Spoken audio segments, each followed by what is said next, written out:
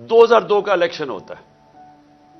और अगर किसी को शक था कि ये सारा जो पश्तून इलाका है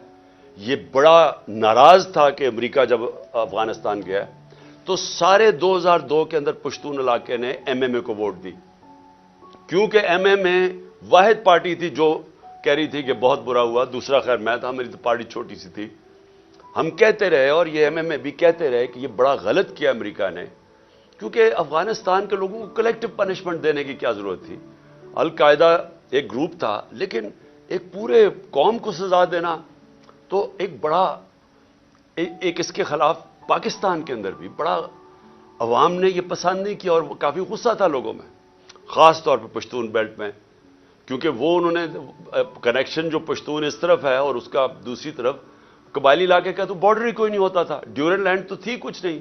तो वहां से तो आमदोरफ्त रहती थी दोनों तरफ।